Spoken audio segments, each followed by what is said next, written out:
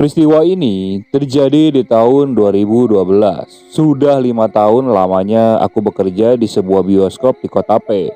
Sebut saja namaku Dinda. Bioskop itu berada tepat di lantai paling atas di sebuah mall yang berdiri megah di kota tersebut. Jabatanku di sini hanya sebagai operator kebersihan. Kami di sini bekerja dalam tim, dan di dalam tim operator ini dibagi menjadi 2 shift. Di tiap shiftnya hanya ada 1 orang personil perempuan, yaitu diriku sendiri yang termasuk di dalam shift A. Tugas utamaku ialah bertanggung jawab menjaga kebersihan area toilet wanita selama jam operasional berlangsung.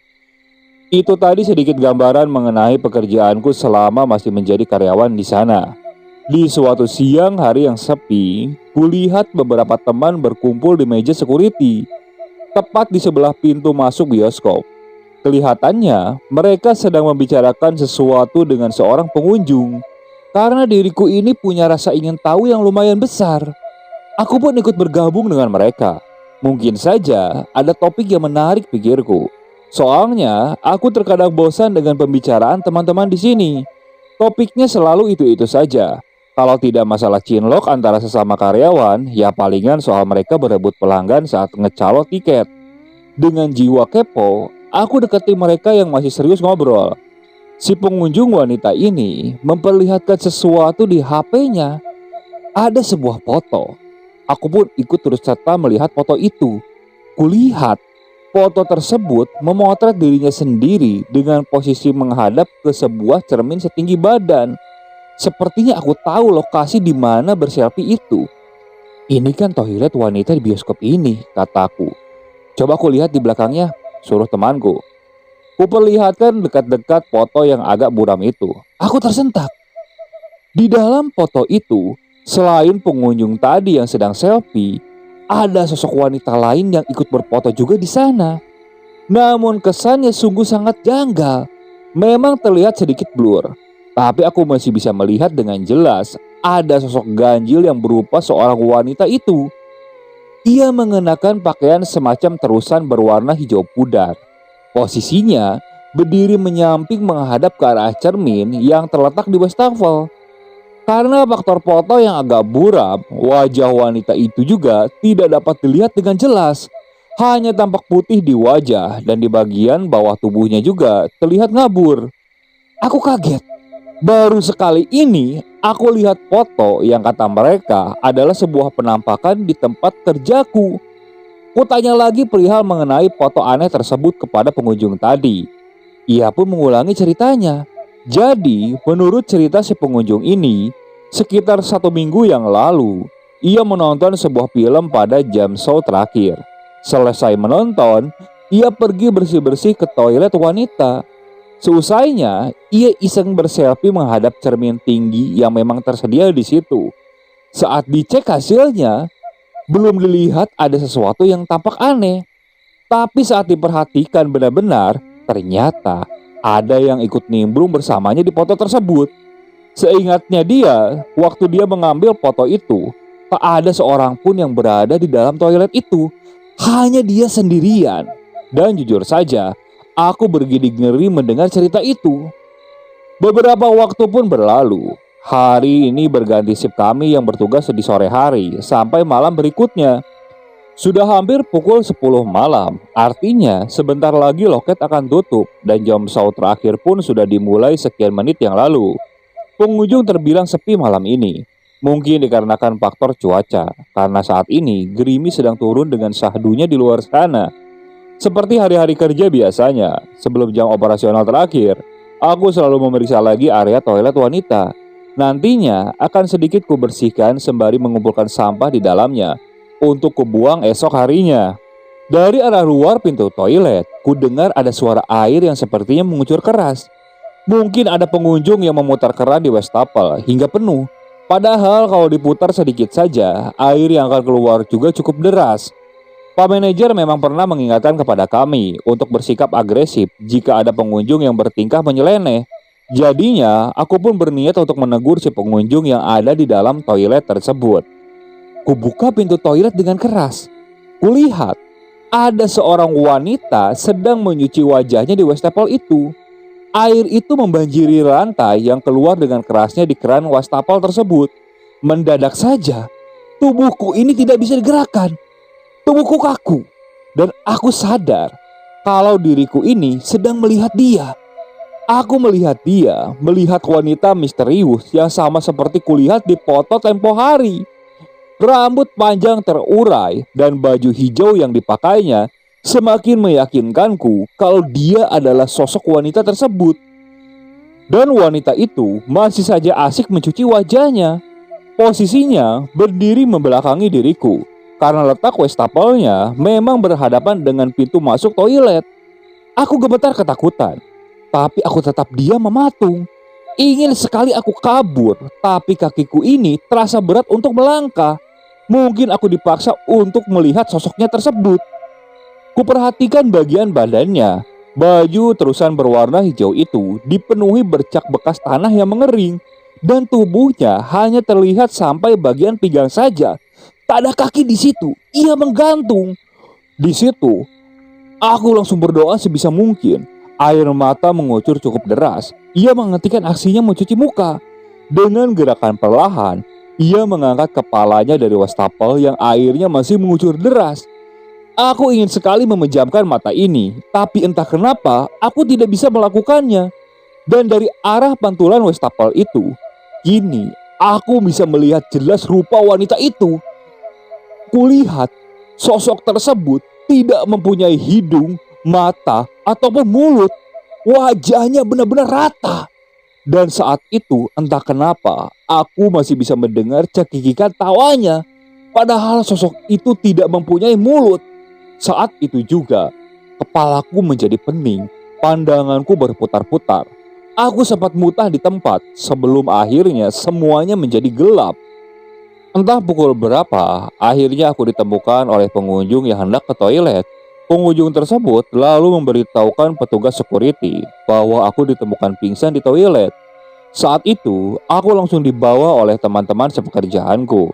Aku coba disadarkan. Saat aku tersadar, aku masih merasa sangat ketakutan. Saat itu, aku langsung menceritakan kejadian yang menimpaku. Teman-teman yang lain, mereka hanya berdiri ngeri mendengar ceritaku. Esok harinya, aku pun jatuh sakit, demam selama 3 hari. Saat itu, aku masih terus bermimpi didatangi oleh sosok wanita yang kulihat di dalam bioskop itu. Entah kenapa, sosok wanita itu seakan tidak bisa hilang di dalam pikiranku. Ia selalu datang di mimpiku dan menakut-nakutiku. Hingga akhirnya aku menceritakan kejadian tersebut kepada orang tuaku. Dan orang tuaku pun membawaku ke salah satu ustadz di sana. Ayahku lalu menceritakan apa yang aku alami. Mendengar ceritaku, Pak Ustadz tersebut lalu membacakan doa ke sebuah botol air mineral. Dan setelah itu, aku disuruh untuk meminumnya. Entah kenapa, saat meminum air tersebut, pikiranku menjadi tenang. Aku pun lalu pulang ke rumah. Esok paginya, kondisi tubuhku sudah mulai membaik. Aku pun sudah mulai bisa untuk bekerja. Saat sampai ke tempat bekerjaku, seperti biasa, teman-temanku menanyakan kabarku. Di situ pun aku menceritakan semua yang kualami selama demam. Dan ada salah satu temanku, sebut saja namanya Rahman. Jadi, Rahman ini dia lawan sip denganku. Dan kata salah satu teman yang sesip denganku, sebut saja namanya Wahyu. Nah, Wahyu ini menceritakan kalau 2 hari yang lalu saat aku sedang sakit, Rahman ini mengalami sesuatu yang cukup menakutkan di sini. Jadi saya akan menceritakan dari sisi Rahman saja. Saat kejadian yang menimpa Dinda itu membuat geger karyawan di sana. Namun bagiku sendiri itu bukan sesuatu yang aneh, karena aku sering mendengar kalau di sini sering muncul penonton yang gaib yang tiba-tiba ada di teater saat malam hari, dan karyawan yang kerasukan ketika sedang haid. Jadi yang terjadi pada Dinda itu aku anggap seperti yang biasa saja. Terlepas dari hal-hal tersebut, perlahan kami semua mencoba melupakan kejadian aneh itu. Namun siapa sangka bahwa peristiwa mistik lainnya masih akan terjadi. Dan ternyata aku yang harus mengalami teror tersebut. Hari itu adalah hari Kamis, dan tim kami yang bertugas mengisi shift malam.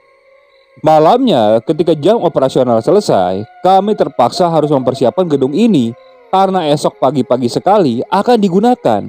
Rencananya akan ada sebuah komunitas yang mau melaksanakan kegiatan nonton bareng. Kegiatan semacam ini termasuk sering diadakan oleh pihak bioskop dan biasanya dilakukan di luar jam operasional. Mau tidak mau, kami harus pulang jauh lebih malam hari lagi. Hampir pukul 1 dini hari ketika kami mengisi kartu absen. Begitu kami hendak pulang, mendadak hujan turun dengan derasnya. Jadi kuputuskan untuk menunggu sejenak, menanti hujan sedikit reda. Hingga tak terasa, sudah 1 jam lamanya aku menunggu. Tapi hujan tak kunjung juga berhenti. Beberapa teman yang rumahnya tidak berapa jauh nekat untuk pulang, meninggalkan aku dan 2 teman lainnya. Aku masih ragu untuk pulang sekarang karena jarak rumahku yang paling jauh dibandingkan yang lain.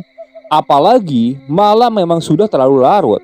Hingga akhirnya ku ajak teman-temanku untuk menginap saja. Mereka pun setuju. Sebelum ini kami memang pernah tidur di sini, walaupun tidak sering-sering amat. Selain aku dan 2 teman yang lain, ada juga operator film dan seorang security yang ikut menginap malam ini. Mengingat suasana bioskop yang lumayan angker di saat malam, kami memilih untuk tidur di lantai 2 saja. Lantai 2 ini merupakan ruang kerja khusus untuk operator yang memutar film. Ruangannya lumayan luas, ada beberapa kasur tersedia di sana dan juga sebuah kamar mandi. Kami menggelar kasur tak jauh dari tangga yang menghubungkan lantai 1 ke lantai 2 ini. Ya, tangga yang kami gunakan ini untuk naik tadi. Tak berapa lama, kulihat teman-teman sudah tertidur pulas. Jelas mereka sangat kelelahan karena harus bekerja ekstra tadi. Hujan masih turun dengan derasnya. Sesekali guntur gemuruh di luar sana. Mata ini semakin terasa berat. Hingga tak kuasa aku menahan kantuk ini dan akhirnya aku pun terlelap. Hingga entah pukul berapa, aku mendengar suara.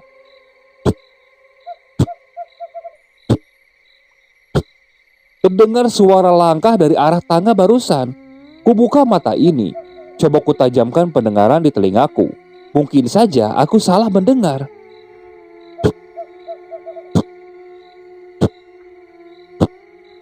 Suara itu ada lagi dan lagi. Suara langkah kaki seseorang yang sedang berjalan ke tangga. Tapi kedengarannya kalau seseorang itu sedang turun naik tangga ini. Sebagai informasi, tangga penghubung ini memiliki bentuk memutar dan terbuat dari besi. Jadi tentu saja dalam suasana yang sepi seperti sekarang, suara langkah kaki yang terdengar pelan pun masih terdengar cukup jelas. Ketika saja aku langsung terjaga. Langkah-langkah itu sepertinya bergerak semakin cepat. Kuperiksa teman-teman yang tidur di sebelahku. Mereka semua masih terlelap di sana. Lagi-lagi suara itu mengagetkanku. Mulai kusadari, mungkin hanya aku yang terbangun karena suara tersebut. Ini aneh. Rambut di tengkukku berdiri. Hawa di badan ini mendadak menjadi dingin sekali. Sayup-sayup terdengar suara anak kecil dari arah tangga tersebut. Tawanya datang bersamaan dengan suara langkah kaki yang semakin mendekat ke lantai atas. Ke lantai 2 tempat di mana kami berada sekarang.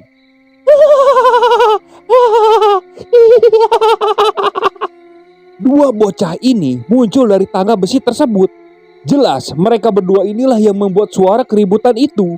Mereka asik terbahak-bahak sambil menatap dengan mata melotot ke arahku. Saat itu aku menyadari jika kedua bocah ini bukanlah manusia. Bentuk rupa mereka begitu mengerikan. Keduanya berkulit legam seperti arang yang gosong. Mata mereka mencuat keluar berwarna merah. Bibir mereka berbentuk terbalik, sungguh tak lazim. Dan wajah kedua bocah ini layaknya seperti orang tua dengan sedikit rambut di kepalanya. Mendadak, jantungku langsung berdetak cukup cepat. Posisiku terduduk di atas kasur tanpa bisa bergerak. Mulut ini terkunci, suaraku tercekat. Air mataku perlahan mengalir keluar. Aku sangat ketakutan. Mungkin karena melihat keadaanku seperti itu, mereka tertawa semakin kencang. Ingin rasanya aku menepuk temanku yang ada di sampingku. Tapi entah kenapa, tanganku ini tidak bisa digerakkan sama sekali. Mendadak, Mereka ini menghentikan tawanya. Entah kenapa, mereka terlihat panik sambil melihat ke arah bawah tangga. Kemudian, kedua sosok ini tiba-tiba saja kabur ke arah sudut ruangan yang gelap. Mereka tampak ketakutan. Aku masih belum paham apa yang sebenarnya terjadi.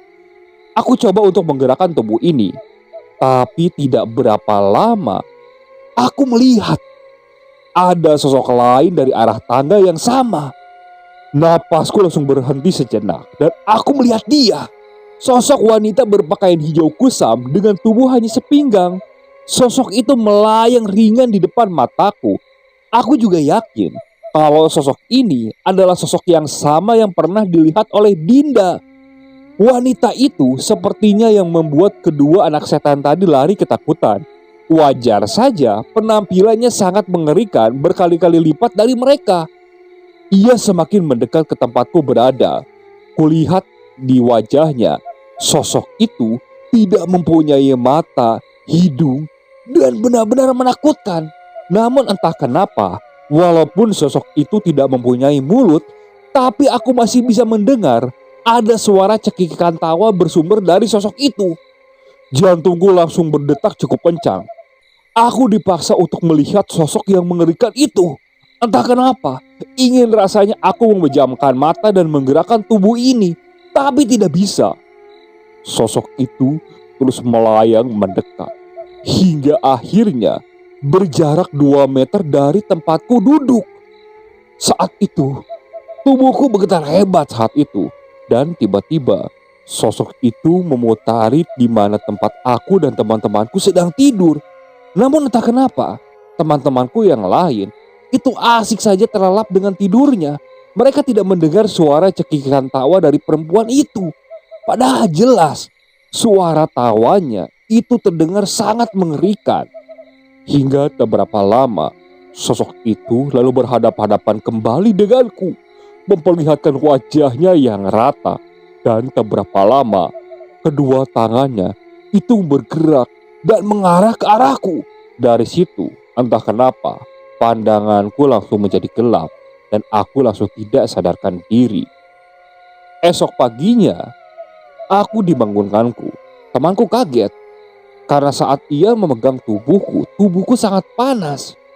Saat itu aku langsung menceritakan kejadian yang aku alami kepada teman-temanku. Kembali kepada Dinda. Aku saat mendengar cerita dari Wahyu benar-benar sangat ketakutan. Aku tidak menyangka kalau Rahman akan mengalami hal yang sama denganku. Aku tidak bisa membayangkan rasa ketakutan yang dialami oleh Rahman. Dan saat kutanya kepada Wahyu, ternyata Rahman sampai sekarang belum masuk kerja. Dia mengalami hal yang sama seperti yang aku alami. Semenjak kejadian itu, entah kenapa, aku selalu takut ketika masuk ke toilet wanita. Bayanganku selalu melihat sosok wanita berbaju hijau itu. Saat itu, aku meminta untuk berada di shift pagi saja. Namun tetap saja permintaanku ditolak. Hingga akhirnya, aku harus mengalami lagi di shift malam. Saat itu aku meminta si Wahyu temanku kalau aku membersihkan toilet wanita, dia menemaniku. Ya minimal si Wahyu ini berdiri di depan pintu toilet saja. Di malam pertama aku shift malam, itu aku tidak mengalami sesuatu yang aneh. Begitu juga di malam kedua dan ketiga. Namun menginjak malam keempat, di situ aku harus mengalami sesuatu yang cukup menakutkan. Saat itu jam menunjukkan pukul setengah 10 malam. Seperti biasa, aku meminta Wahyu untuk menemaniku. Saat aku membersihkan toilet, tiba-tiba aku mendengar suara cekikikan tawa perempuan di bilik toilet. Saat itu aku anggap biasa saja. Mungkin itu pengunjung yang sedang menggunakan bilik toilet. Aku terus saja asik membersihkan toilet. Namun tak berapa lama, suaranya ini terdengar cukup menakutkan. Tawanya biasa, tapi lama-kelamaan si tawanya ini terdengar cukup menyeramkan. Aku langsung bergidik ngeri saat itu. Aku ingin cepat-cepat membersihkan pintu toilet itu. Sesekali aku memanggil nama si Wahyu, dan si Wahyu selalu menyahutku. Dan tak berapa lama aku berjalan mendekat ke arah si Wahyu. Aku menceritakan apa yang aku dengar kepada si Wahyu. Si Wahyu coba menajamkan pendengarannya.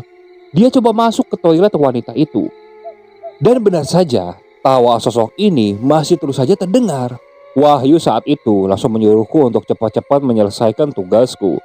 Saat aku masuk kembali ke toilet dan hendak membersihkan tugasku yang tinggal sedikit, tiba-tiba pintu toilet ini tertutup dengan sendirinya. Wahyu yang mengintip dari pintu itu kaget karena pintu itu tidak ditarik oleh Wahyu. Aku sendiri langsung panik, bergegas aku berlari ke arah pintu. Dan saat itu tiba-tiba lampu di toilet ini mati. Saat itu aku langsung benar-benar panik. Aku berteriak-teriak sambil menggedor-gedor pintu. Wahyu, Wahyu, Wahyu tolong, Wahyu tolong. Dari luar, ku dengar Wahyu seperti berusaha untuk mendobrak pintu tersebut. Dalam keadaan takut dan panik, tiba-tiba aku mendengar pintu bilik toilet ini seperti terbuka. Jantungku seakan berhenti berdetak saat itu. Dan aku tidak mendengar suara langkah. Aku coba menoleh perlahan ke belakang. Saat itu, suasana benar-benar gelap. Namun aku sedikit masih bisa melihat ada sosok yang keluar dari toilet. Namun anehnya, aku tidak melihat sosok itu memiliki kaki. Dan pikiranku langsung menerawang ke sosok wanita berpakaian hijau yang tidak mempunyai tubuh bagian bawah. Aku langsung tambah panik saat itu. Aku gedor-gedor pintu. Dan sosok itu tiba-tiba tertawa. Aku langsung lari ke pojokan. Aku langsung berjongkok. Aku benar-benar ketakutan saat itu. Sosok itu terus mendekat ke arahku. Aku langsung menangis. Kututupi kedua mataku dengan tanganku. Aku benar-benar sangat ketakutan saat itu. Dan tak berapa lama, ku dengar pintu toilet ini berhasil didobrak oleh teman-temanku. Dan anehnya, begitu pintu toilet ini terbuka, lampu di toilet pun langsung menyala. Saat itu aku sedikit merasakan tenang. Beberapa teman-temanku langsung menanyakan kondisiku. Namun saat itu aku belum bisa berbicara sama sekali. Hingga teman-temanku membawaku untuk meninggalkan toilet wanita itu. Di luar aku masih coba ditenangkan oleh teman-temanku. Mereka memberikan minum kepadaku. Namun tetap saja aku masih merasa sangat ketakutan. Dan tak berapa lama jam pulang pun datang. Saat itu aku langsung diantarkan pulang oleh teman-temanku karena mereka khawatir kalau aku pulang sendirian. Saat sampai di rumah melihat kondisiku seperti itu, bapakku langsung bertanya. Dan Wahyu yang saat itu mengantarkanku langsung menceritakan kejadian yang aku alami. Bapakku hanya menghela napas panjang. Malam itu aku beristirahat ditemani oleh ibuku karena aku sangat ketakutan. Entah kenapa, aku takut sosok wanita itu muncul kembali di mimpiku atau bahkan menggangguku saat aku tidur. Itu yang terlintas di kepalaku. Hingga esok pun tiba. Dan saat itu, bapakku menyarankan supaya aku berhenti kerja saja. Karena khawatir dengan kondisiku, apalagi sebentar lagi aku akan melaksanakan pernikahan. Aku pikir-pikir lagi, memang iya. Kalau aku terus bekerja di sana, aku akan terus dibayangi oleh sosok wanita tanpa tubuh bagian bawah itu. Jadi aku langsung memutuskan untuk resign hari itu juga. Teman-temanku sempat mempertanyakan, namun mereka mengerti dengan kondisiku seperti apa. Hingga akhirnya aku berhenti bekerja di sana. Namun tetap saja, pengalaman bekerja di sana itu benar-benar membekas di ingatanku. Apalagi ketika aku sempat bermain ke sana saat masuk ke toilet, aku masih merasakan kengerian di sana. Sosok wanita tanpa tubuh bagian bawah sering melintas di pikiranku. Oke, sekian untuk cerita kali ini. Saya mohon maaf apabila masih banyak kekurangan dalam pembawaan ceritanya. Kritik dan sarannya silakan kalian bisa cantumkan di kolom komentar. Tak lupa saya juga ucapkan terima kasih kepada narasumber yang sudah membagikan kisahnya, termasuk para penonton yang sudah mampir dan mendengarkan cerita dari channel Rentera Keramat ini. Semoga kalian selalu diberikan kesehatan, dilancarkan rezekinya, dan dijauhkan dari musibah. Terus ikuti cerita yang dibawakan oleh channel Rentera Keramat ini. Assalamualaikum warahmatullahi wabarakatuh.